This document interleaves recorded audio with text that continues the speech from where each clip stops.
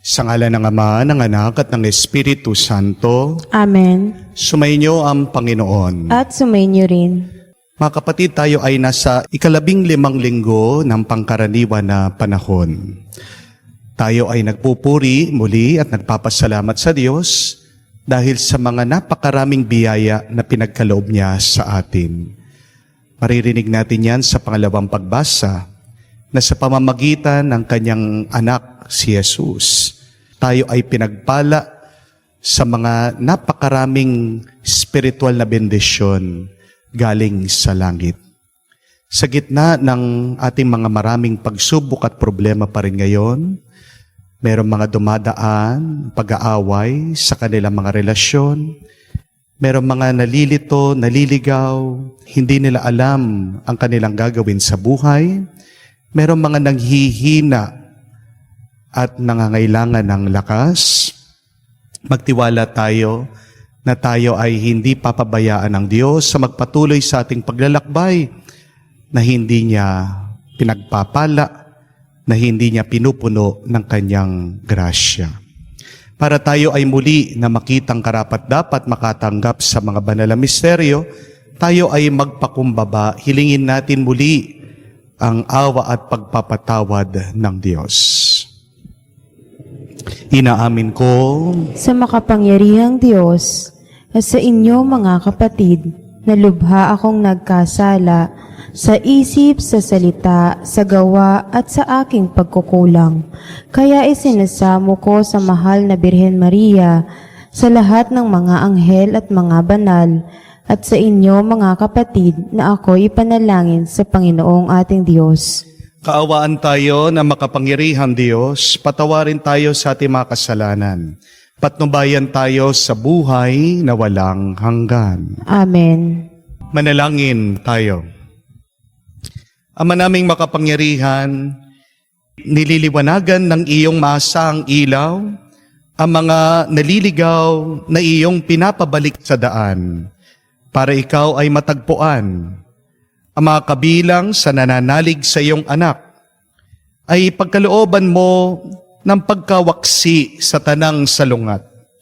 Sa ngalang Kristiyano sa iyo'y tinanggap upang ito ay talagang mga pangatawanang ganap sa pamamagitan ni Jesucristo kasama ng Espiritu Santo magpa sa walang hanggan. Amen. Pagbasa mula sa aklat ni Propeta Amos. Noong mga araw na iyon, hinarap ni Amasias ang saserdote sa Betel, si Amos. Bulaan kang propeta, magbalik ka na sa Huda. Doon ka maghanap buhay sa pamamagitan ng iyong panghuhula. Huwag ka nang manghuhula rito sa Betel. Narito ang pambansang templo at dito sumasamba ang hari. Sumagot si Amos, "Hindi ako propeta, hindi ko ito hanap buhay. Ako'y pastol at nag-aalaga rin ng mga punong igos. Ngunit inalis ako ng Panginoon sa gawaing iyon at inutusang magsalita para sa Kanya sa mga taga-Israel." Ang salita ng Diyos. Salamat sa Diyos. Pag-ibig mo'y ipakita, iligtas kami sa dusa. Pag-ibig mo'y ipakita, iligtas kami sa dusa. Aking naririnig magmula sa poon ang sinasalita. Sinasabi niyang ang mga lingkod niya'y magiging payapa kung mangagsisisi at di nababalik sa gawang masama. Ang nagpaparangal sa pangalan niya'y kanyang ililigtas. Sa ating lupain ay mananatili ang kanyang paglingap. Pag-ibig mo'y ipakita, iligtas kami sa dusa. Ang pagtatapatan at pag-iibigay magdadaop palad. Ang kapayapaan at ang katuwiray magsasamang ganap. Sa balat ng lupay pawang magahari yaong pagtatapat, at ang katarungan na may magahari mula sa itaas. Pag-ibig mo'y ipakita, iligtas kami sa dusa. Gagawing maunlad ng Panginoong Diyos itong ating buhay. Ang mga halaman sa ating lupae bubungang mainam. Sa harapan niya yaong magahari, pawang katarungan. Magiging payapat susunod ang madla sa kanyang daan. Pag-ibig mo'y ipakita, iligtas kami sa dusa. Pagbasa mula sa sulat ni Apostol San Pablo sa mga taga-Efeso. Magpasalamat tayo sa Diyos at Ama ng ating Panginoong Hesukristo. Pinagkalooban niya tayo ng lahat ng pagpapalang espiritual dahil sa ating pakikipag-isa kay Kristo. At sa atin ng pakikipag-isang ito, hinirang na niya tayo bago pa nilikha ang sanlibutan upang maging banal at walang kapintasan sa harapan niya.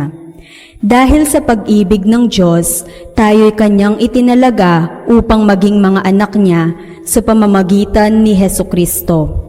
Iyan ang kanyang layunin at kalooban. Purihin natin siya dahil sa kanyang kahanga-hangang pagkalinga sa atin sa pamamagitan ng kanyang minamahal na anak. Tinubos tayo ni Kristo sa pamamagitan ng kanyang kamatayan at sa gayoy pinatawad na ang ating mga kasalanan. Gayon kadakila ang pag-ibig na ipinadama niya sa atin. Binigyan niya tayo ng karunungan at kabatiran upang lubos nating maunawaan ang kanyang lihim na panukala na isa sa katuparan sa pamamagitan ni Kristo pagdating ng takdang panahon. Ang panukalang ito ay pag-isahin kay Kristo ang lahat ng nasa langit at nasa lupa. At dahil kay Kristo, kami naging bayan ng Diyos na nagsagawa ng lahat ng bagay ayon sa kanyang panukala at kalooban. Nangyari ito nang kami hirangin niya noon pang una. Kaming mga unang umasa kay Kristo, sa lalong ikadadakila niya. Kayo may naging bayan ng Diyos nang kayo'y manalig sa Kanya matapos niyong marinig ang Kanyang salita ng katotohanan, ang mabuting balita na nagdudulot ng kaligtasan. Kaya't ipinagkaloob sa inyo ang Espiritu Santo, ipinangako ng Diyos bilang tatak ng pagkahirang sa inyo. Ang Espiritu ang katibayan ng mga pangako ng Diyos sa ating mga hinirang hanggang kamtan natin ang lubos na kaligtasan. Purihin natin ang kanyang kadakilaan. Ang salita ng Diyos. Salamat sa Diyos. Diyos Ama ni Hesukristo, kami ay linawagan mo at tutugon kami sa iyo. Aleluya, aleluya. Sumainyo ang Panginoon. At sumainyo rin. Ang mabuting balita ng Panginoon ayon kay San Marcos. Papuri sa iyo, Panginoon. Nung panong yun, tinawag ni Jesus ang 12 at sinugong 12. Binigyan niya sila ng kapangyarihang magpalayas ng mga masasamang espiritu. At pinagbilinan sa inyong paglalakbay, huwag kayong magdala ng anuman, maliban sa tungkod ni pagkain, balutan, salapi sa iyong lukbutan o bihisan ay huwag kayong magdala. Ngunit magsuot kayo ng panyapak. Sinabi rin niya sa kanila, at sa alinmang tahanang inyong tuluyan, manatili kayo roon hanggang sa pag-alis ninyo sa bayang iyon. Kung ayaw kayong tanggapin o pakinggan sa isang dako, umalis kayo roon at ipagpag nyo ang alikabok sa inyong mga paa, bilang babala sa mga taga roon. Kaya't humayo ang 12 at nangaral sa mga tao na pagsisihan nila at talikdan ang kanilang mga kasalanan. Pinalayas sila ang maraming demonyo sa mga inaalihan nito. Pinahiran nila ng langis at pinagaling ang maraming may sakit. Mga kapatid, ang mabuting balita ng Panginoon. Pinupuri ka namin, Panginoong Heso Kristo. Magandang araw po muli sa inyong lahat and happy and blessed Sunday po sa inyong lahat. Sa ating po mga bagong taga-subaybay ng ating banal na misa, welcome po dito sa parokya ng Our Lady of the Holy Rosary Parish. Dito po sa Barangay Santo Rosario, bayan po ng Santo Tomas, sa lalawigan ng Pampanga. Welcome po kayong bumisita dito at manalangin. At welcome din po kayo. Natawagin ako kung ako din po ay available para kayo po ay ipagdasal ko. Alam ko po napakarami sa inyo ang humihingi ng panalangin at dasal at huwag po kayong mag-alala. Kasama po kayo sa aking dasal at panalangin. Yung po mga tinatype nyo, yung inyong mga kino-comment, binabasa ko po yan. Tahimik lang po akong nananalangin at nagdadasal. Huwag po kayong mag-alala. Alam din po ng Diyos ay inyong mga pangangailangan. Manatili kayong manalig at kumapit sa Kanya at kayo ay pagpapalain at ibe-bless niya ng sobra-sobra. Amen? Magandang itanong po ngayong linggo. How to succeed in a mission? Paano ba magtagumpay sa pinapagawa ng Diyos? My dear friends, we have to understand that all of us, as long as we are alive, we have a God-given mission. Bakit buhay ka? Kasi merong pinapagawa ang Diyos sa iyo. Pagpatay ka na, ibig sabihin, tapos na ang mission mo. Pero yan ang tanong, alam mo ba ang mission mo? Do you know what God wants you to do? Kasi pag alam mo ang mission mo, magiging masaya ka, magiging magaan ang iyong buhay, at magiging payapa ka. What causes the chaos and the heaviness of life is we are unclear of what we should do in our life. Tandaan niyo po, people who know their mission are people who are happy and fulfilled. Kaya nga po, mayroong mga nagpapakamatay Kasi sila yung mga tao na hindi na nila alam para saan pa sila nabubuhay. Pag may kahulugan ang iyong buhay, gaano pa kabigat yan, kakayanin mo yan. Kaya mo pa rin magpatuloy at magiging masaya ka sa iyong paglalakbay sa buhay. All of us have a God-given mission.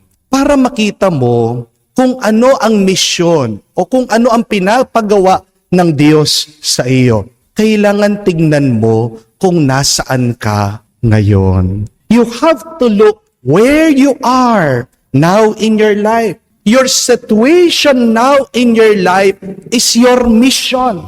And you have to live your life well. You have to work well. You have to do your best. Kung nasaan ka, yan ang mission mo sa buhay. Misyon ang pagpapalaki ng iyong mga anak. Misyon po ang mahalin mo ang iyong asawa.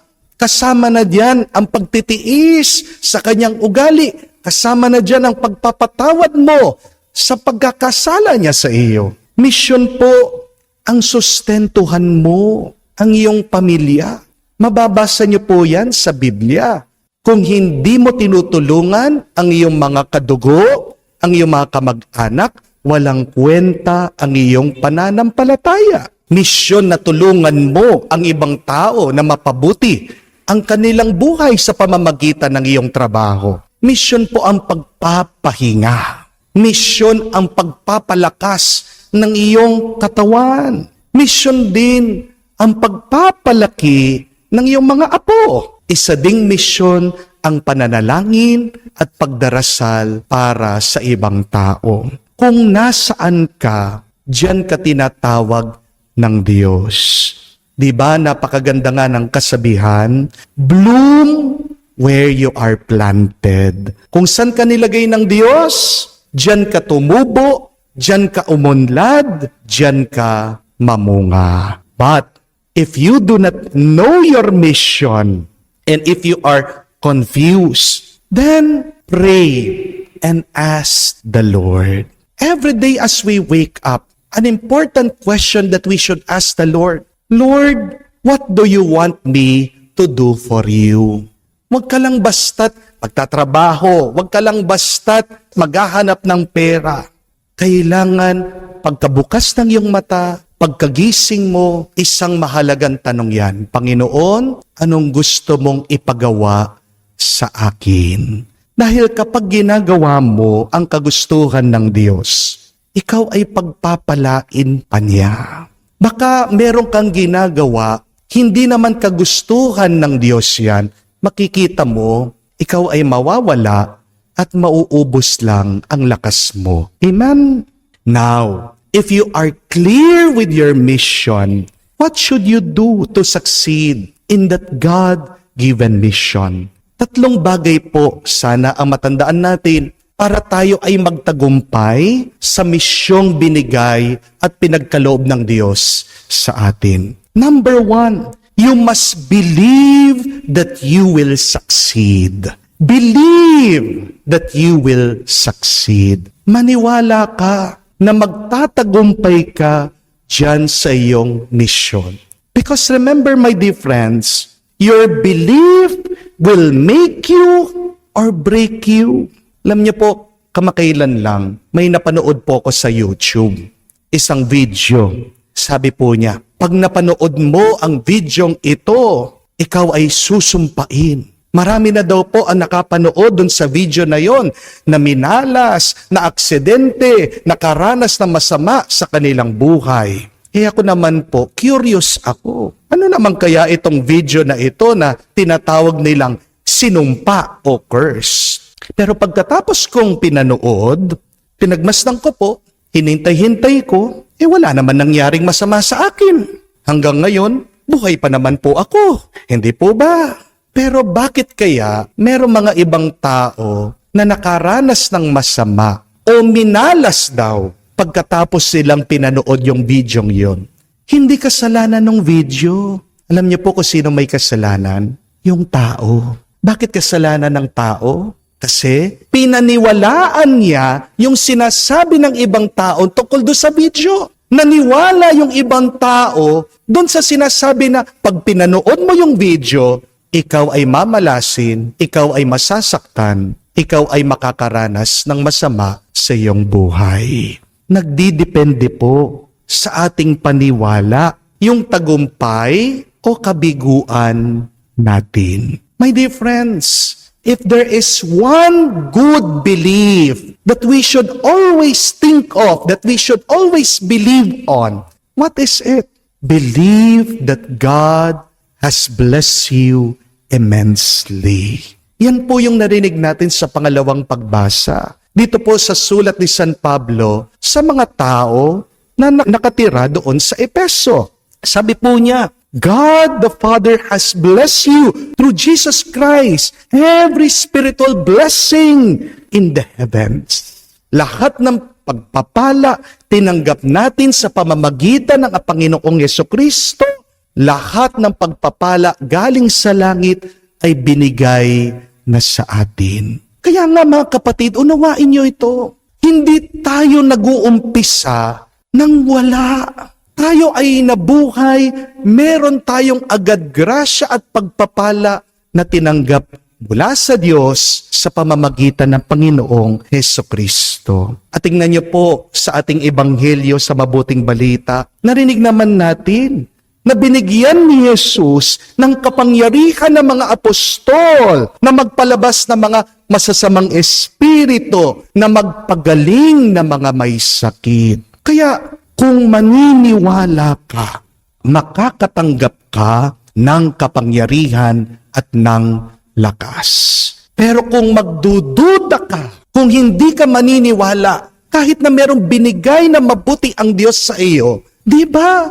Walang kwenta yan. Walang epekto sa buhay mo yan. Alam niyo po nung minsan, nakapanood naman ako ng isang documentary tungkol po sa mga unggoy. Sabi po nila, may dalawang klase ng unggoy na halos magkamuka. Yung pong mga tinatawag nilang chimpanzee at yung mga bonobo. Halos magkamuka. Mas malaki lang po yung mga bonobo kesa dun sa mga chimpanzee. Pero ano po ang pagkakaiba nitong dalawang unggoy na ito? Nandoon po sa kanilang pag-uugali. Ano po ang ugali ng mga chimpanzee? Mas generous daw po, mas mababait, mapagbigay. Habang yun naman mga bonobo, makasarili, selfish, antisocial, sakim, madamot. Bakit po halos magkaparehas lang naman sila, pero iba yung pag-uugali? Pinag-aralan po ng mga scientists. At ang nakita po nila, nandoon po sa kanilang sitwasyon. Nandoon po sa kanilang kalikasan, sa kanilang kalagayan. Ang mga chimpanzee po pala, kung saan sila nakatira, sagana ang resources, ang pagkain. Kaya po hindi sila natatakot, hindi sila nangangamba, nakauubusan sila. Yun pala yung dahilan bakit mapagbigay sila. Kaya po masiyahin sila, kaya carefree sila. Habang yun naman po mga bonobo, nakatira daw po sila sa isang lugar na kakaunti ang resources, kakaunti ang pagkain. Kaya naman po, kahit na idala nila yung mga bonobo sa gubat na kung saan marami ng pagkain, dahil nasanay po sila doon sa kanilang environment, doon sa kanilang kalagayan, dinadala pa rin nila yung pag-uugaling yon. Naniniwala sila, kauubusan sila, kakaunti lang po ang pagkain. Sabi po nila, mas malapit daw tayo sa mga bonobo kaysa sa mga chimpanzee. Bakit ba minsan natatakot ka? Bakit ba minsan nangangamba ka? Bakit ba minsan ang damot-damot mo? Talaga bang kulang o walang grasya sa buhay mo? Maaring hindi. Maaring ang problema ay sa iyong pag-uugali. Kung ang iyong paniniwala ay wala, kahit na meron nandyan sa harapan mo, wala ka pa ring makikita. Amen? See, your belief will dictate your attitude, your behavior, and your lifestyle. Kaya magandang itanong, ano ba ang aking paniniwala ngayon? Yung aking bang paniniwala mabuti o hindi maganda? A good belief is you must trust that you are being blessed by God. Amen? Let that be your prayer every day. Sabihin mo, I am blessed. Sabihin mo, I am graced. Sabihin mo, I am loved by God. Kung pagod na pagod ka, sabihin mo, I am blessed. Kung sayid na sayid ka, huwag mong sasabihin, I am depressed. Kaya nga hindi ka lumalakas eh. Kasi doon sa iyong paniniwala, sinasabi mo, hopeless na, walang pag-asa, depressed ako. Instead of believing and saying, I am depressed, say rather, I am blessed. Amen? Pag pinaniniwalaan mo, hindi ka papabayaan, babasbasan ka ng Diyos, yan ang unang sangkap para magtagumpay ka sa iyong mission. Believe, you will succeed in your mission. Amen? Pangalawa, second, shake the negative experiences off from your life. Ang ganda po nung kasabihan that every day may not be a good day, but there is always something good every day. Araw-araw, maaaring sa tingin mo, hindi yan maganda. Pero maniwala ka araw-araw, yan ay ginawa ng Diyos. Yan ay mabuti at maganda. Sa Ebanghelyo, sa mabuting balita, pinaalala naman ng Panginoon sa misyon natin, makakaranas at makakaranas tayo ng mga hindi mabubuti at magagandang bagay. Merong mga tao na hindi tatanggapin ang kanya maalagad. Merong mga ibang tao na hindi makikinig sa kanila. Pero ano ang turo, anong habilin ni Jesus sa kanila? Pag nakaranas kayo ng pangit galing sa mga ibang tao, lumabas kayo at ipagpag niyong alikabok sa inyong mga paa. Anong ibig niya sabihin? Kailangan alisin ang bigat, ang pangit na karanasan sa ating puso at damdamin. My dear friends, remember that you will never move forward in your life if you have heaviness in your hearts, remember, life is a constant battle. Ang buhay, talagang labanan yan. Ang buhay, pakikipagbuno laban sa ibang tao. Pero kung man matalo ka sa ibang labanan, sana manalo ka sa gera. The most important thing is that you win at the end in the war. Remember that you will not always win all of the battles. Hindi ka naman palaging kikita. Hindi ka naman palaging mamahalin. Hindi ka naman palaging on the top. Pero kung hindi ka man palaging manalo, ang importante sa bandang huli, manalo ka sa gera. Kaya nga po, kung man natalo yung asawa mo sa sugal, pagkatapos nagkaroon pa siya ng utang, hayaan mo na. Sa susunod na araw, magtrabaho kayo ng mabuti, shake that off, move on. Kung man nabigo ka sa bidding, sa isang project, sa isang pangarap mo, hindi ka man tinanggap, then shake it off, move on.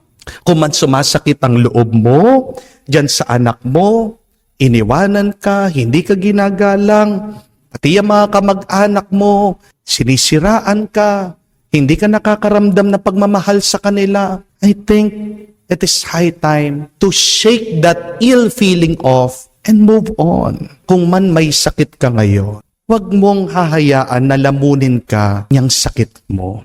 Maaaring may sakit ang iyong katawan, pero kung ang iyong kaluluwa ay mabuti pa rin, kung ang iyong espiritu ay kumakapit pa rin sa Diyos, so pagdasal mo that God will help you to shake that sickness off so that you can continue to move on with your life. Para po gumaan ang ating loob, tandaan niyo po ito, hindi sa lahat ng pagkakataon mananalo at mananalo ka. Pero ang mahalaga, bandang huli, naniniwala ka, magtatagumpay ka. Amen? So the question is, what are those negative experiences that until now you hold and have a difficulty of letting go? Remember, for a successful mission, secondly, shake off the negative experiences and move on. Third and lastly, allow God to anoint you. Remember that when God anoints you, God protects you. Alam niyo po, nalaman ko, sa Israel, yung mga tupa na alaga nila, pinapahiran yung buong katawan ng langis. Para saan po yung langis na nilalagay sa mga tupa? Para po kung sila ay mapunta sa mga matitinik na mga halaman, hindi po masaktan itong mga tupa. That oil protects the sheep from insects, from thorns. Yung pong langis na yun din po yung nagpapagaling sa mga tupa pag meron daw silang sugat. Di po ba ganyan din ang ginagawa ng Diyos sa atin? Hindi tayo hahayaan ng Diyos na magmisyon, na magtrabaho, na walang proteksyon. Kaya napakahalaga po na tayo ay palaging lumapit sa Diyos. Minsan kahit na gaano pa kakagaling, kahit na gaano ka kabuti, kung hindi ka pinili ng Diyos, mabibigo ka. Walang nagtatagumpay na hindi binabasbasan ng Diyos. Isang mahalagang sangkap para makatanggap ka ng pagpapala sa Diyos ay ang pagpapakumbaba. Kapag po ang tupa malikot, hindi po yan makakatanggap ng langis. Amen? Pero ang tao, madalas, malikot ang isip, malikot ang puso. Kaya nga, paano siya makakatanggap ng blessing sa Diyos? Huwag niyo pong isipin na porket meron kayong pera, na malakas kayo, na kayo ay matalino, na kayo ay may ari-arian, marami kayong koneksyon, na matagumpay na kayo sa buhay. No. Money, power, possessions, connections, these things will not guarantee your success. Why? Because these things fade away. Nauubos ang pera. Nawawala ang lakas. nakakalimutan ka ng ibang tao. Pero isa lang ang sigurado, ang makakapagbigay sa iyo ng tagumpay. Isa lang bagay ang hindi mawawala. Isang bagay ang hindi nagbabago. Walang iba kung hindi ang Diyos. Kaya napakahalaga na unahin natin ang Diyos para din tayo ay unahin niya.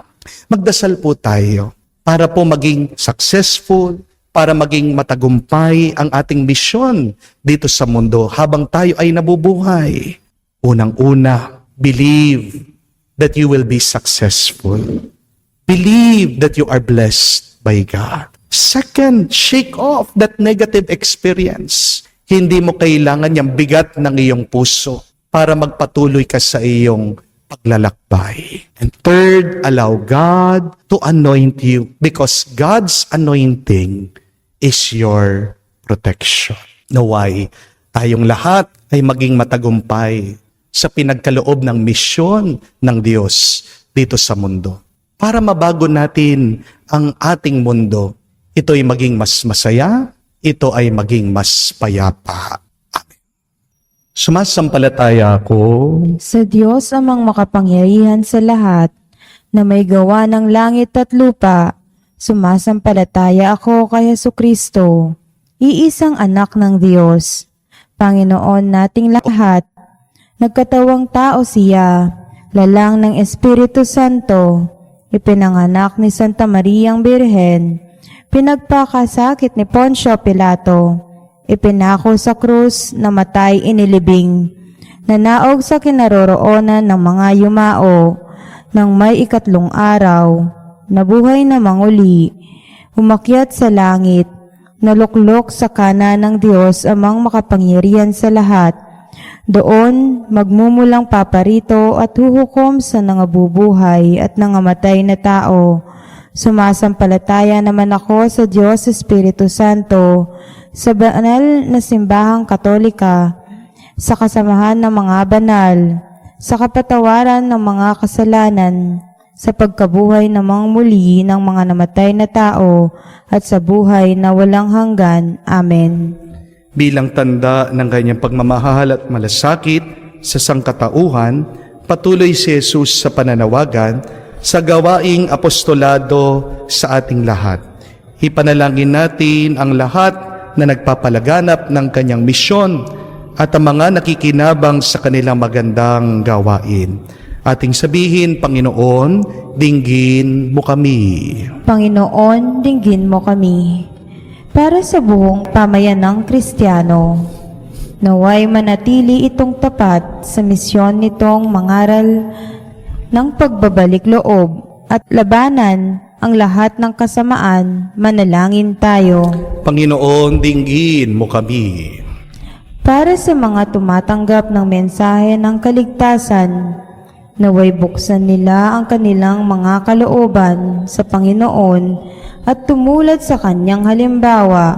Manalangin tayo. Panginoon, dinggin mo kami. Para sa mga natutuksong umasa sa mga yamang material, karangalan o kapangyarihang politikal, sa halip ng sa mga pagpapahalagang moral, naway lagi nilang alalahaning iniligtas ni Jesus ang sanlibutan sa pamamagitan ng sakripisyo niya sa krus. Manalangin tayo.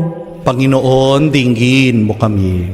Sa katahimikan po ng ating puso, banggitin natin at sabihin sa Diyos ang ating mga partikular na pangangailangan. Panginoong Yesukristo, alagad ng Ama, gawin mo kaming matapang at banal upang maipalaganap namin ang iyong kaharian sa aming lipunan. Ikaw na nabubuhay at naghahari, magpa sa walang hanggan. Amen. Manalangin kayo mga kapatid, para ang ating mga paghahain ay kalugdan ng Diyos sa mga makapangyarihan.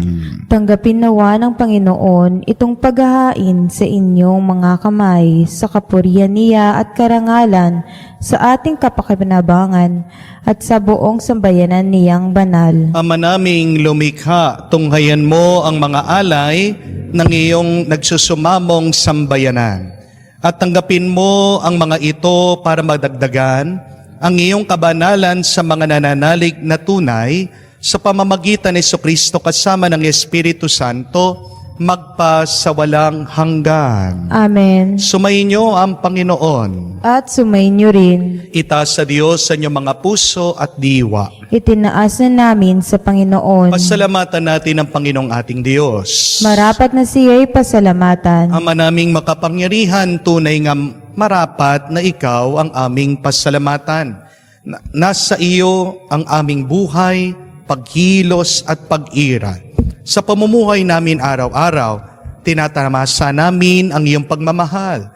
Sa pag-ibig na pinunla na sangkatauhan, ang Espiritu Santo, unang aming bigay. Ng anak mong naglagak sa amin, ng katiyakang nakalaang mabuhay, na mabuhay kami sa piling mo kailanman.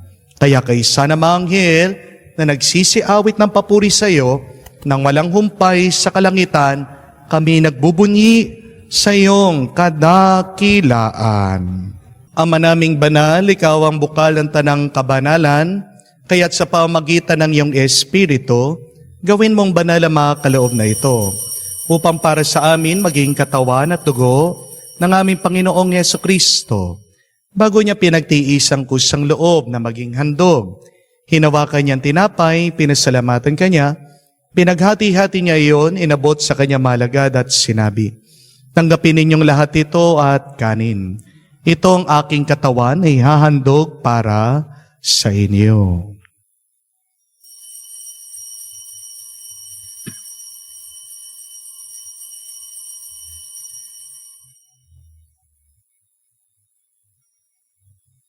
Gayon din naman ang matapos ang hapunan, hinawakan niya ang kalis. Muli kanyang pinasalamatan, inabot niya ang kalis sa kanya malagad at sinabi, tanggapin ninyong lahat ito at inumin. Itong kalis ang aking dugo, ng bago at walang hanggan tipan.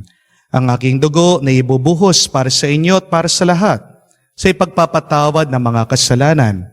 Gawin ninyo ito bilang pag-aalaala sa akin.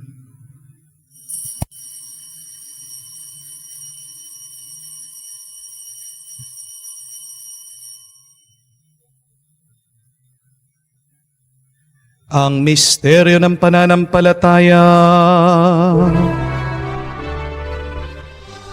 Ipinahayag na namatay ang iyong anak, nabuhay bilang Mesiyas at magbabalik sa wakas para mahayag sa lahat. Ama, ginagawa namin ngayon ang pag-alaala sa pagkamatay, muling pagkabuhay ng iyong anak. Kaya tinialay namin sa iyong tinapay nagbibigay buhay at ang kalis na nagkakalob ng kaligtasan. Kami nagpapasalamat dahil kami yung minarapat na tumayo sa harap mo para maglingkod sa iyo. Sinasamo namin kami magsalo-salo sa katawan at dugo ni Kristo ay mabuklod sa pagkakaisa sa pamamagitan ng Espiritu Santo. Ama, lingapin mong iyong simbahan, laganap sa buong daigdig. Puspusin mo kami sa pag-ibig. Kaysa ni Francesco ang aming Papa, Florentino aming Arsobispo at ng Tanang Kaparian. Alalahanin mo rin ang aming mga kapatid na nahimlay may pag-asang muling mabubuhay. Gayon din naman lahat ng mga pumanaw. Kawan mo't sila't patuloyin sa iyong kaliwanagan. Gawan mo't pagindapating kaming lahat makasalo sa iyong buhay na walang wakas. Kaisa na Mahal na Birhen Maria, Ina ng Diyos, kaisa ni San Jose, ang kanyang maligayang esposo, kaisa na mga apostol, lahat ng mga banal, na namuhay dito sa daigdig na kalugod-lugod sa iyo. May pagdiwang nawa namin ang pagpupuri sa kararangal mo sa pamamagitan ng iyong anak aming Panginoong Hesukristo. Sa pamamagitan ni Kristo, kasama niya at sa Kanya, ang lahat ng parangal at papuri ay sa iyo, Diyos Ama, makapangyarihan, kasama ng Espiritu Santo, magpasawalang hanggan. Amen, amen, amen. Sa nakakagaling na utos sa turo ni Jesus sa Panginoon natin at Diyos, ipahayag po natin ang lakas loob. Hinihiling namin kami adya sa lahat ng masama, pagkalooban ng kapayapaan araw-araw, iligtas sa kasalanan, at ilayo sa lahat ng kapamakan. Samantalang aming pinanabikan ang dakilang araw ng pagpapahayag ng tagapagligtas naming si Hesukristo. Sapagkat iyo ang kaharian at ang kapangyarihan at ang kapurihan magpakailanman. Amen. Panginoong Hesukristo, sinabi mo sa mga apostol, kapayapaan ang iniiwan ko sa inyo, ang aking kapayapaan binibigay ko sa inyo. Tunghayan mo ang aming pananampalataya at huwag ang aming pagkakasala. Pagkalooban mo kami ng kapayapaan at pagkakaisa ayon sa iyong kalooban. Kasama ng Espiritu Santo, magpa sa walang hanggan. Amen. Kapayapaan ng Panginoon ay laging sumainyo. At sumainyo rin. Magbigayan po tayo ng kapayapaan sa bawat isa. Pisuhin niyo po, kapayapaan po sa inyong lahat. Lumuhod po tayo para sa panalangin para sa mga may sakit. Panginoong Yesus, lumalapit po kami sa iyo ngayon upang idulog ang kagalingan ng mga may sakit. Haplusin niyo po sila at pagkalooban ng panibagong lakas upang sila ay muling makapaglingkod sa iyo. Patawarin niyo po sana sila sa kanilang mga kasalanan at pagkalooban din ng kagalingang pangkaluluwa. Sa katahimikan po ng ating puso, banggitin natin sa Diyos ang pangalan ng mga kapatid nating hinihingi natin na mabilis na kagalingan.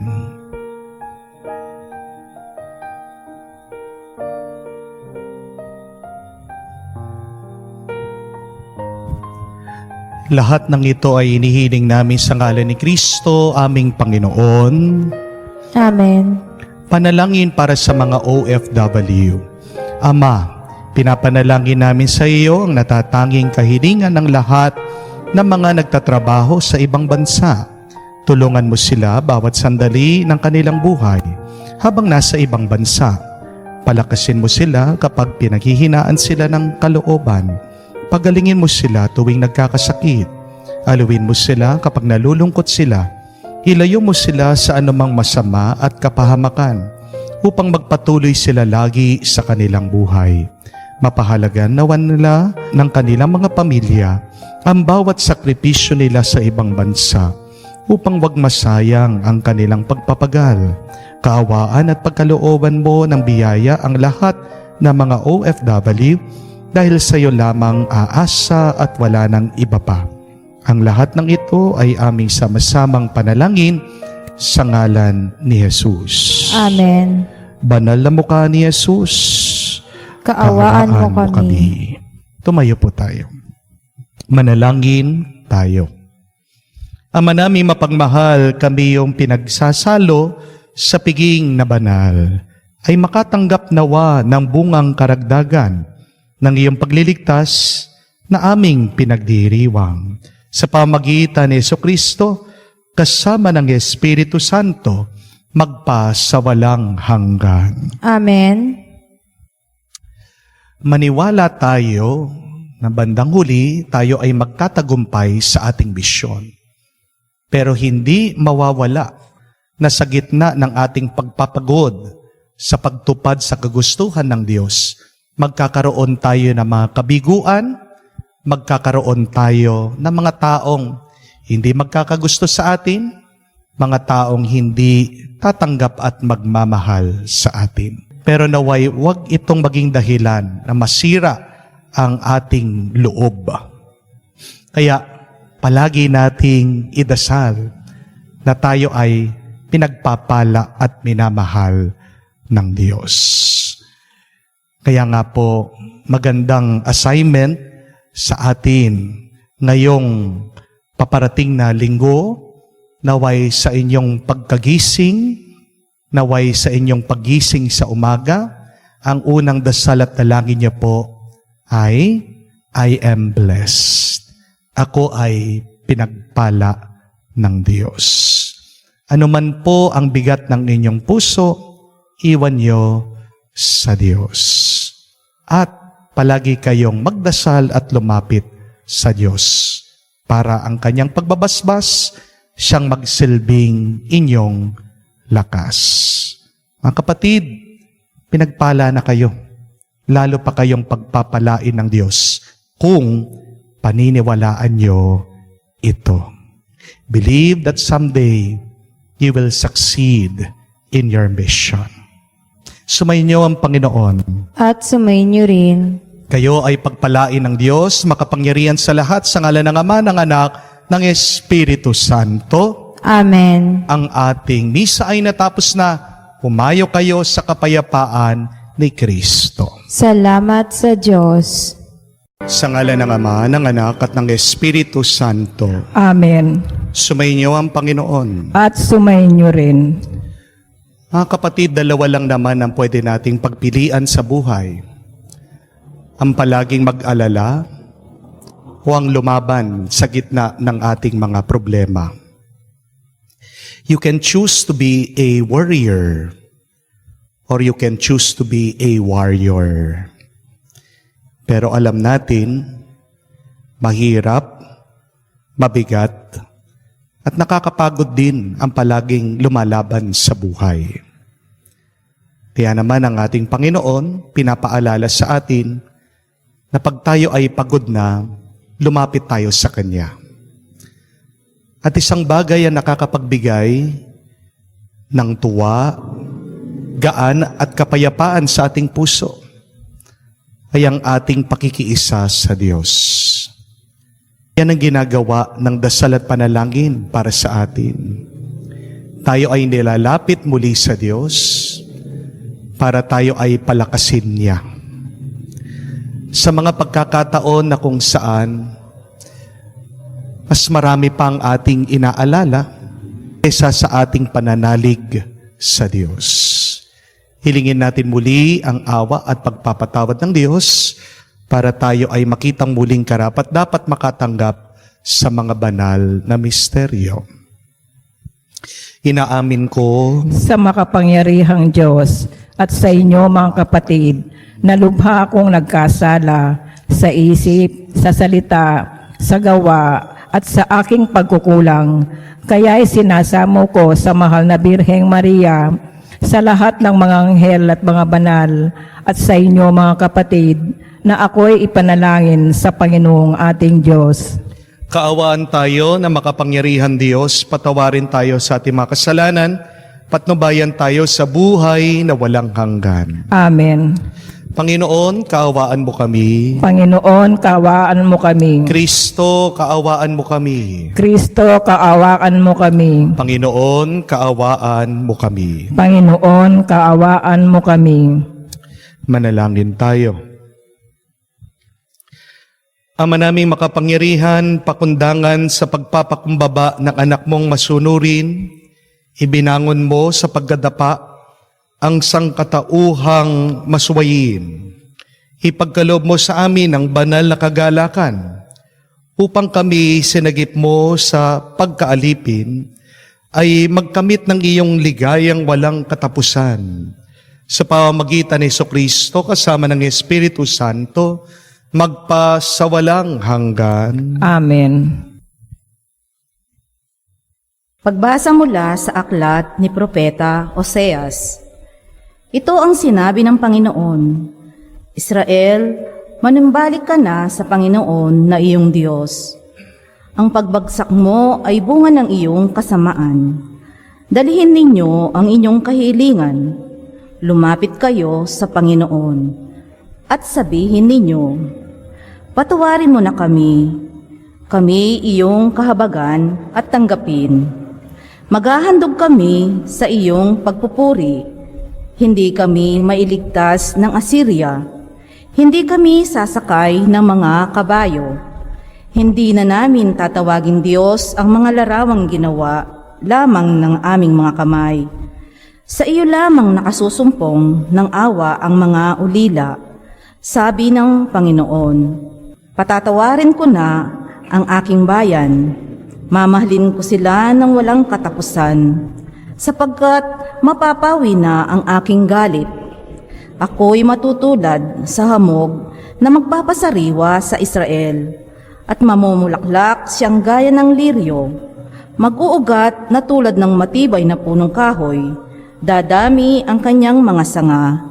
Gaganda siyang tulad ng puno ng olibo, at hahalimuyak gayang ng Libano. Magbabalik sila at tatahan sa ilalim ng aking kalinga. Sila yayabong na gaya ng isang halamanan. Mamumulaklak na parang punong ubas, at ang bangoy katulad ng alak mula sa Libano. Ephraim, lumayo ka na sa mga Diyos-Diyosan. Ako lamang ang tumutugon at nagbabantay sa iyo.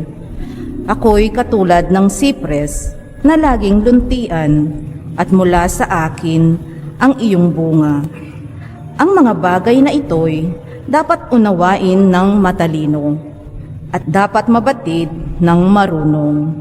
Matuwid ang mga daan ng Panginoon, at doon tumatahak ang mabubuti, ngunit madarapa ang mga ngahas na sumuway.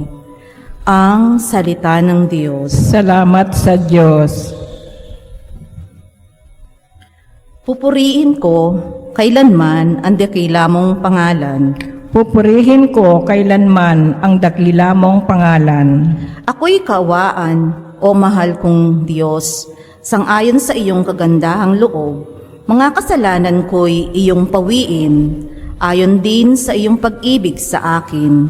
Linisin mo sana ang aking karumihan at ipatawad mo yaring kasalanan. Pupurihin ko kailanman ang dakila mong pangalan.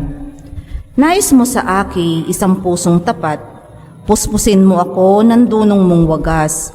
Ako'y linisin, sala ko'y hugasan, at ako'y puputi ng walang kapantay. Pupurihin ko kailanman ang dakila mong pangalan. Isang pusong tapat sa aki likhain. Bigyan mo, O Diyos, ng bagong damdamin. Ang iyong harapay, huwag akong alisin.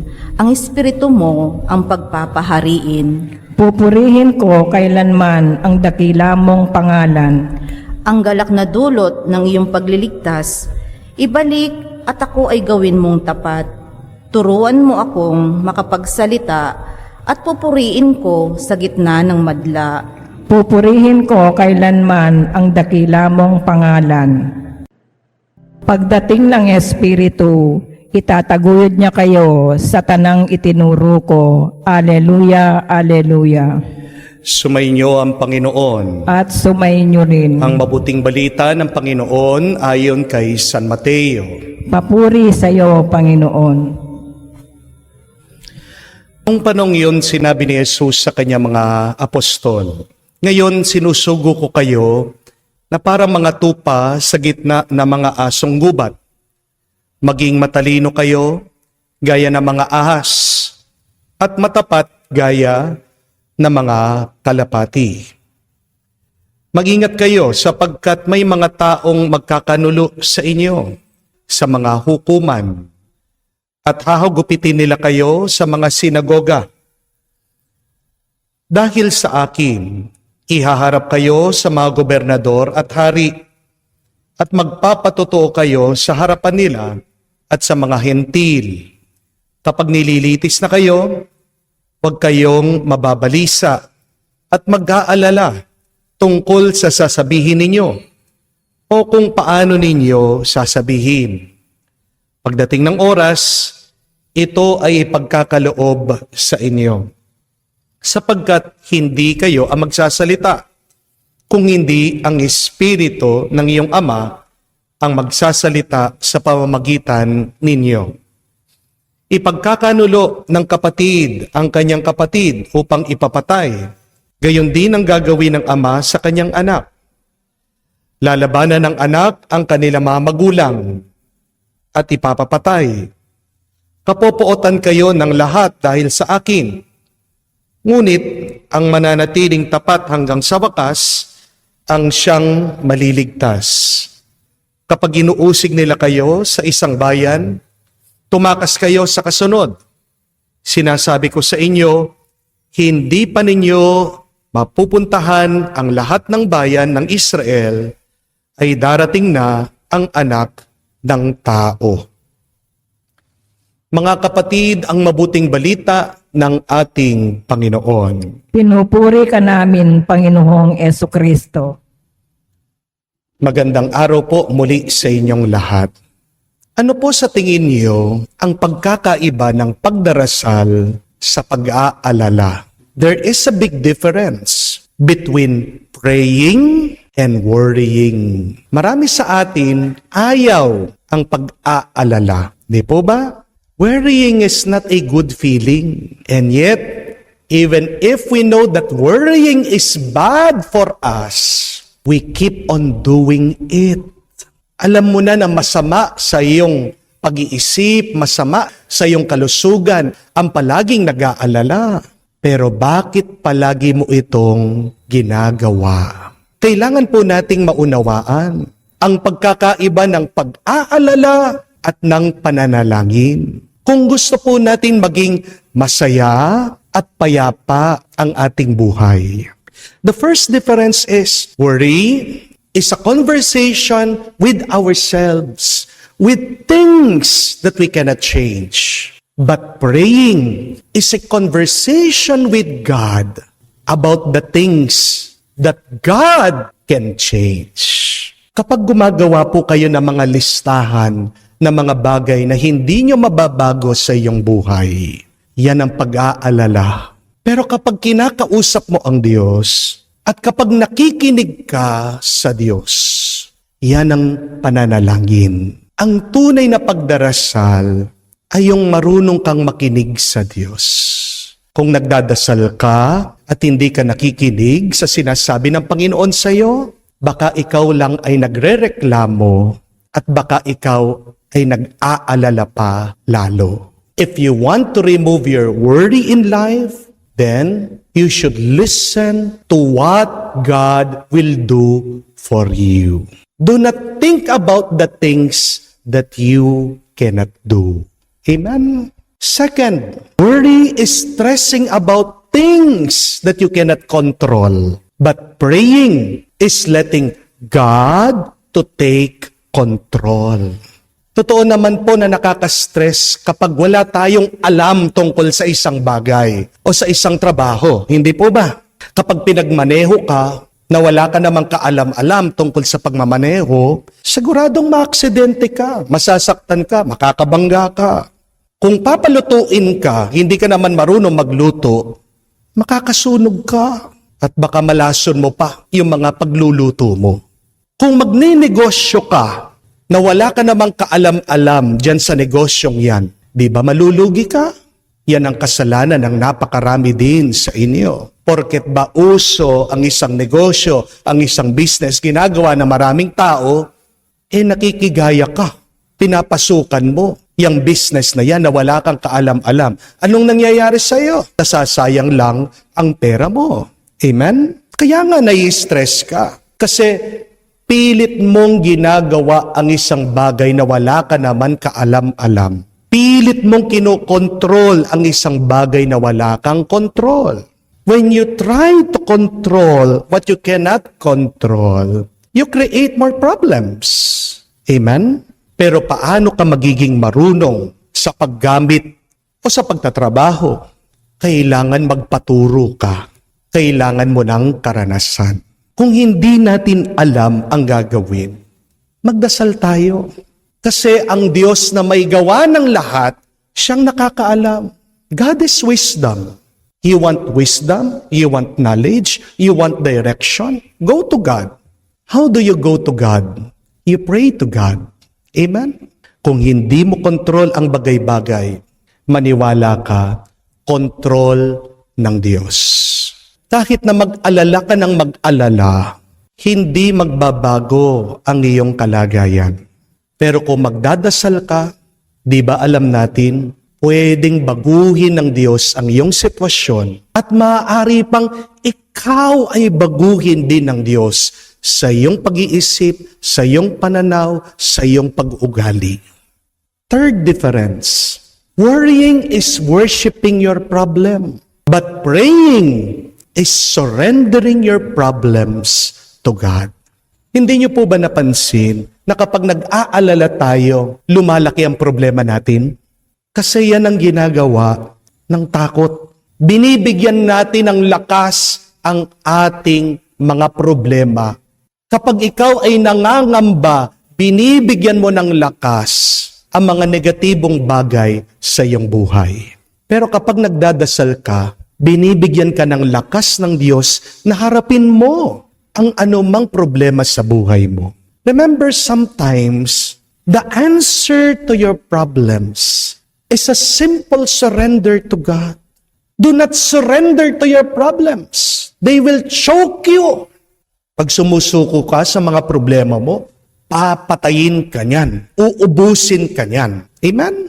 Pero pag sinuko mo ang sarili mo sa Diyos, kamukha ng pagsuko ni Jesus doon sa krus, nung siya'y pinako, Father, into your hand, I commend my spirit. Anong nangyari sa kanya? Oo, namatay siya, merong muling pagkabuhay. Sa Ebanghelyo, pinapaalala ni Jesus na hindi dapat mag-alala at mabalisa ang kanyang mga alagad. Pinapaalala ni Jesus na hindi porket ikaw ay naniniwala sa Kanya, ikaw ay sumusunod sa Kanya, na mawawala na ang iyong problema. Kapaligtaran, binibigyan nga ng babala ni Jesus ang mga apostol na mas marami sila mga pagsubok na mararanasan. At ganyan din ang ating pong mararanasan sa ating buhay. Hindi nakakapagtaka bakit ang dami na mga umaalis sa simbahan o kaya naman hindi naniniwala sa Diyos. Dahil ang palaging tanong nila, kung mabuti ang Diyos, bakit ang sama ng aking karanasan? Kung dati ang mga naniniwala kay Jesus, pinapatay, tayo naman ngayon na nananampalataya sa Diyos ay pinapatay ng mga iba't ibang problema. Meron tayong pag-aalala sa mga utang at kahirapan. Meron tayong pag-aalala sa away at problema ng ating pamilya. Nag-aalala tayo sa mga paparating na gera sa ating bansa. Maraming nag-aalala sa kanilang karamdaman, sa kanilang sakit. Hindi nila alam kung anong mangyayari sa kanila pagkatapos silang mamatay. Pero ano po ang sabi ni Jesus?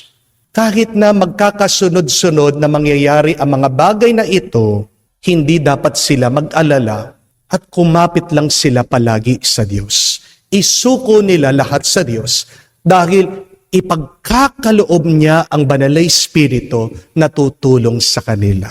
Paano tayo tutulungan ng Banal na Espiritu? Umpisahan natin sa pananalangin.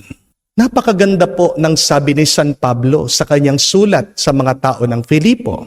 In Philippians chapter 4 verse 6, St. Paul beautifully tells us, do not worry about anything, but in everything, pray. Ano ang sinasabi niya? Inaanyayahan tayo ng Diyos that we should turn our deepest worries into our deepest prayers. Kapag sobrang dami na ng iyong pag-aalala, damihan mo din ang iyong panalangin. Amen? Kaya kung hindi ka makatulog, magdasal ka. Nalulungkot ka sa nangyayari sa iyong pamilya, magdasal ka. Nabigo ka na naman diyan sa iyong pinaplano, pagdasal mo yan. Wala nang pagmamahalan sa inyong dalawang mag-asawa, ipagdasal mo yan.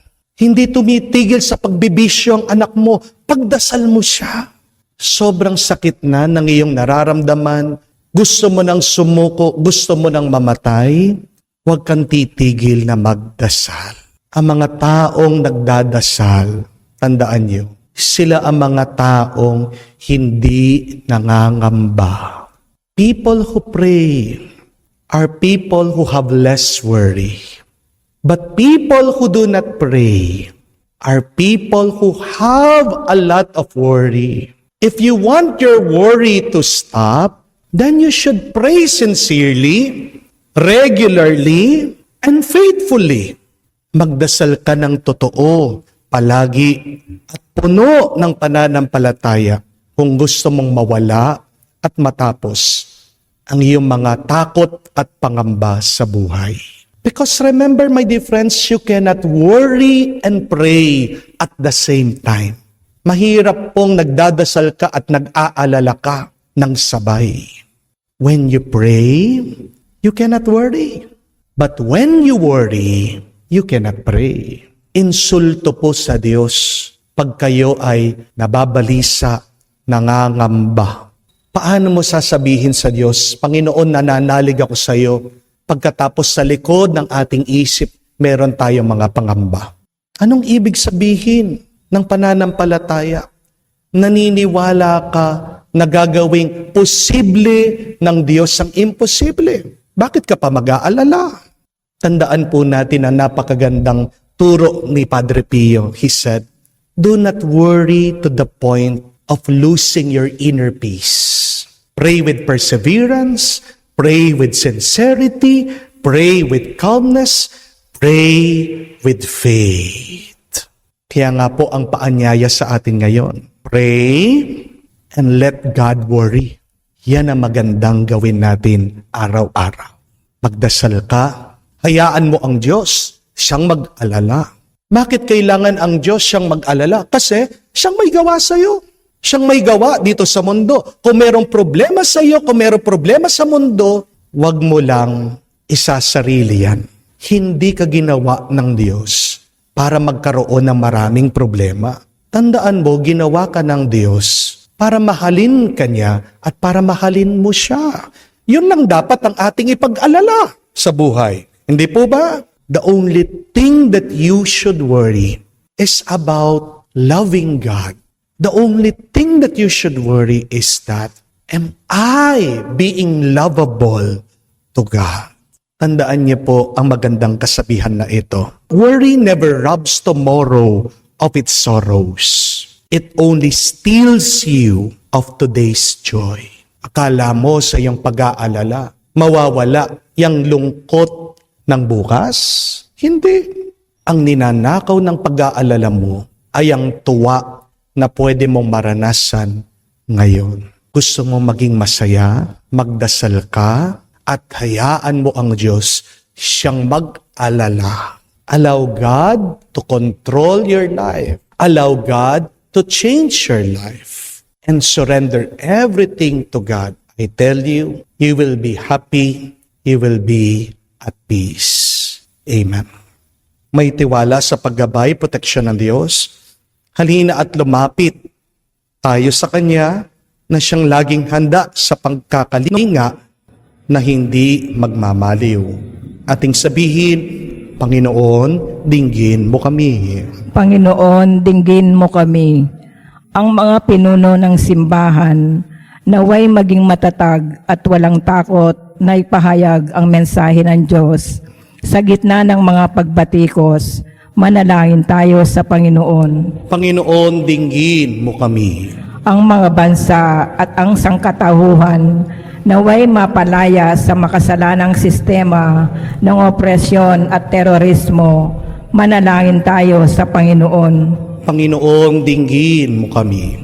Yaong mga nakararanas ng pagsubok sa kanilang buhay may asawa, naway makatanggap ng biyaya na magsumikap na mapanatili ang kanilang mga pangako. Manalangin tayo sa Panginoon. Panginoon, dinggin mo kami. Sa katahimikan po ng ating puso, banggitin din natin sa Diyos ang ating mga personal na pangangailangan.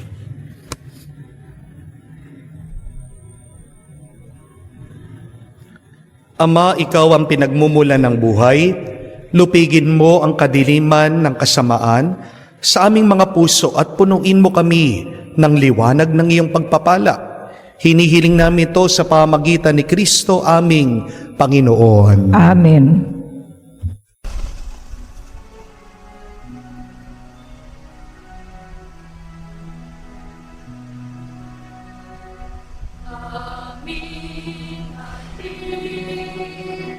Alay na ito ang tinapay na nagmula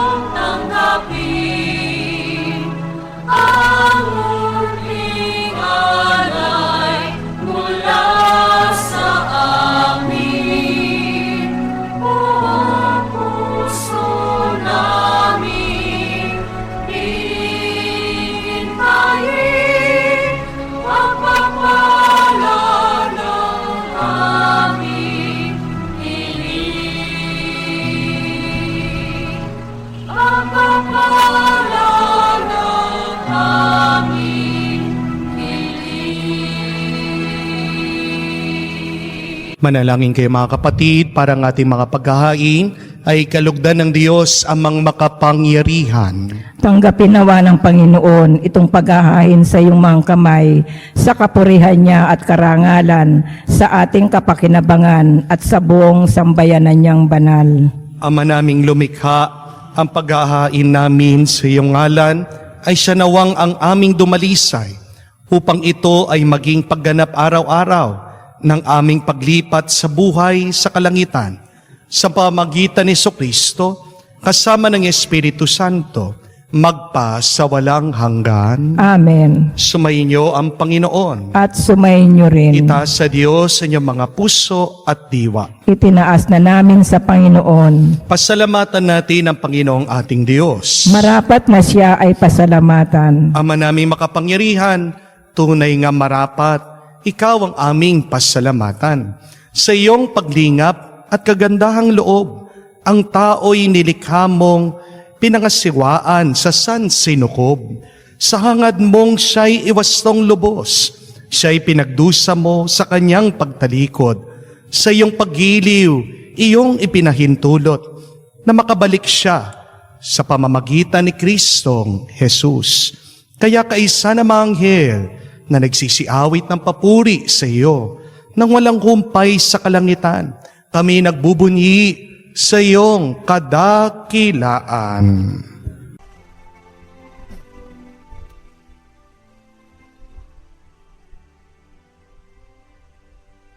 Santo, Santo, Santo, Panginoong Diyos ng mga hukbo, napupuno ang langit at lupa ng kadakilaan mo.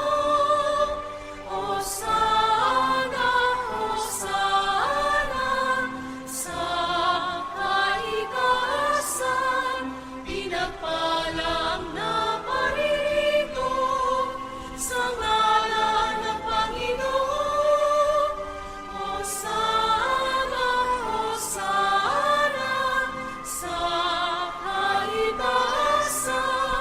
Hosana, Hosana, sa Kaitaasan.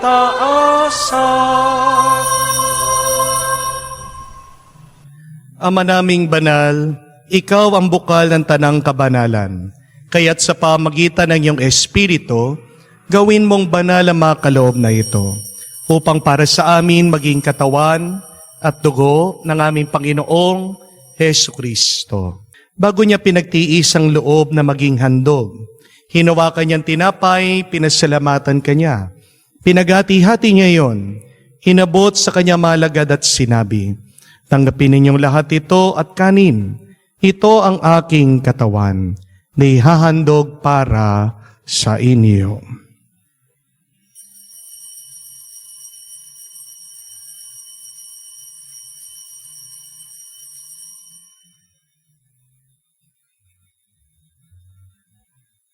Gayon din naman na matapos ang hapunan, hinawakan niyang kalis, muli kanyang pinasalamatan. Inabot niyang kalis sa kanyang malagad at sinabi, tanggapin ninyong lahat ito at inumin. Ito ang kalis ng aking dugo, ng bago at walang hanggan tipan. Ang aking dugo na ibubuhos para sa inyo at para sa lahat, sa ipagpapatawad ng mga kasalanan. Gawin ninyo ito bilang pag-aalaala sa akin.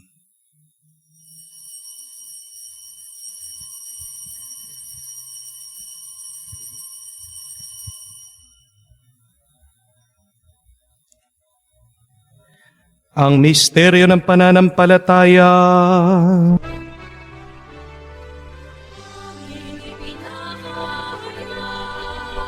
Nanamatay ang iyong anak, nabuhay bilang Mesiyas, at magbabalik sa wakas para mahayag sa lahat. Ama, ginagawa namin ngayon ang pag-alaala sa pagkamatay muling pagkabuhay ng iyong anak. Kaya tinialay namin sa iyo tinapay nagbibigay buhay at ang kalis na nagkakaloob ng kaligtasan. Kami nagpapasalamat dahil kami yung minarapat na tumayo sa harap mo para maglingkod sa iyo. Sinasamo namin kami magsalo-salo sa katawan at dugo ni Kristo ay mabuklod sa pagkakaisa sa pamamagitan ng Espiritu Santo. Ama, lingapin mong iyong simbahan, laganap sa buong daigdig. Puspusin mo kami sa pag-ibig. Kaysa ni Francesco, aming Papa, Florentino, aming Arsobispo at ng Tanang Kaparian. Alalahanin mo rin ang aming mga kapatid na nahimlay at may pag-asang muling mabubuhay. Gayon din lahat ng mga pumanaw. Kawan mo't sila't patuloyin sa iyong kaliwanagan. Kawan mo't pagindapating kaming lahat makasalo sa iyong buhay na walang wakas. Kaisa na mahal na Birhen Maria, Ina ng Diyos, kaisa na mga apostol at lahat ng mga banal na namuhay dito sa daigdig na kalugod-lugod sa iyo, may pagdiwang nawa namin ang pagpupuri sa kararangal mo sa pamamagitan ng iyong anak aming Panginoong Heso Kristo. Sa pamamagitan ni Kristo, kasama niya at sa Kanya, ang lahat ng parangal at papuri ay sa iyo, Diyos Ama, makapangyarihan, kasama ng Espiritu Santo, magpasawalang hanggan. Amen, Amen, Amen. Sa nakakagaling na utos sa turo ni Jesus, Panginoon natin at Diyos, ipahayag natin ng lakas loob.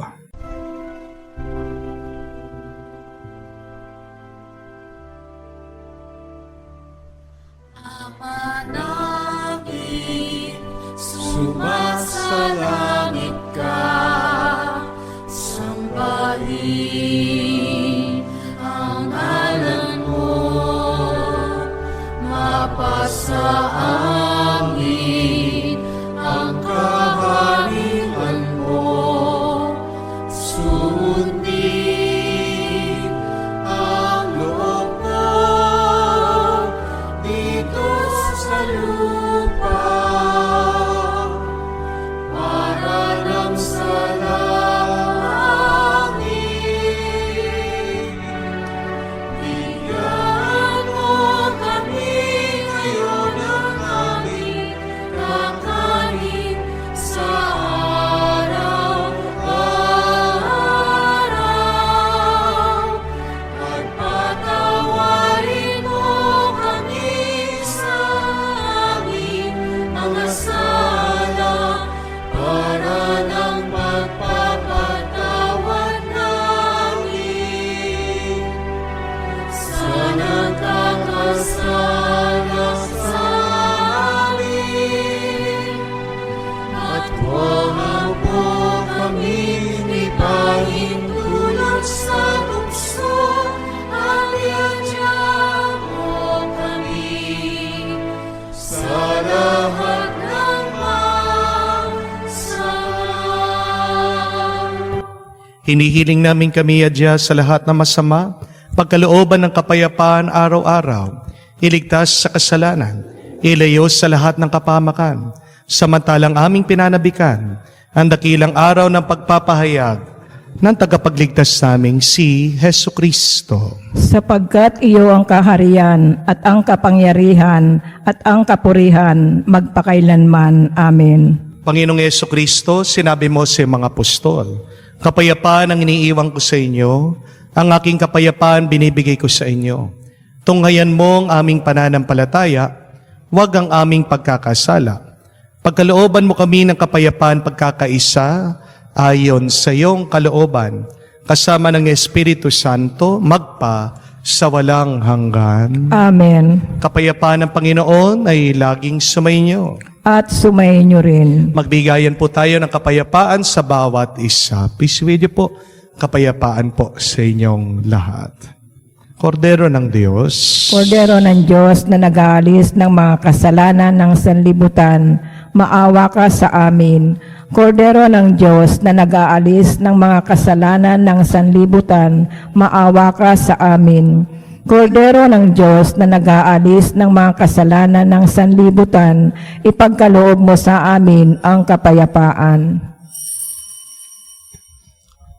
Mga kapatid, naririto ang ating Panginoong Hesukristo, ang Kordero ng Diyos, nag-aalis sa mga kasalanan ng sanlibutan. Mapalad tayong lumalapit sa piging ng Kordero. Panginoon, hindi ako karapat-dapat na magpatuloy sa iyo, ngunit sa isang salita mo lamang ay gagaling na ako.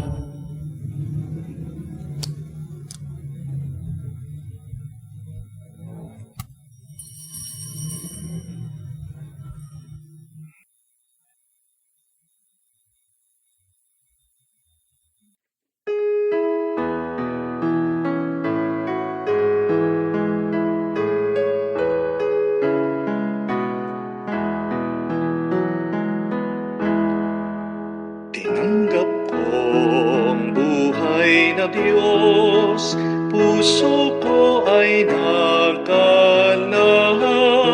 Tinanggap ko ang buhay na Diyos, puso ko ay natuwa. Tinapay siya ng buhay, hinati at binigay para mangbigay buhay. Huwag mangamba kailanman. Tinanggap ko buhay na Diyos, puso ko ay nagalak. Tinanggap ko buhay na Diyos, puso ko ay natuwa.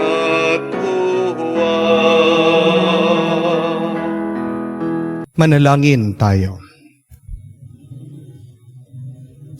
Ama naming mapagmahal, kami iyong pinapakinabangan, ay loobin mo laging lumingon sa pinanggalingan na tinanggap namin ngayon para pagsaluhan sa pamamagitan ni Jesucristo kasama ng Espiritu Santo, magpa sa walang hanggan. Amen.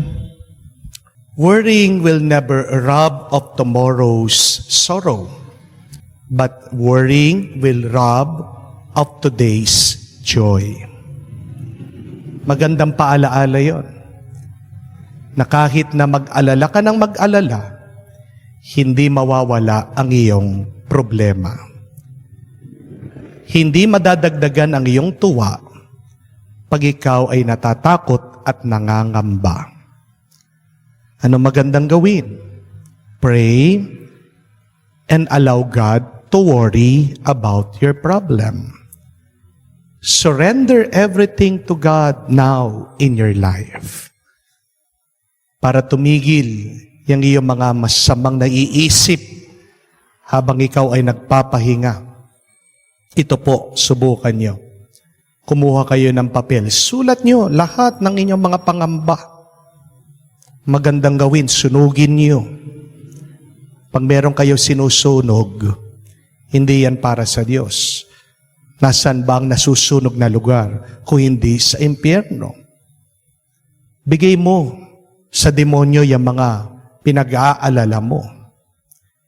Pero yung mga panaginip mo, mga plano mo, alay mo sa Diyos. Ang tao ang gumuguhit sa kanya mga panaginip at pangarap, pero ang Diyos ang nagbibigay ng kaganapan dito. Isulat niyo ang inyong mga pinag-aalala. Pagdasal niyo sila. Maganda, iwan niyo na lang doon sa inyong mga altar. Kalimutan niyo doon.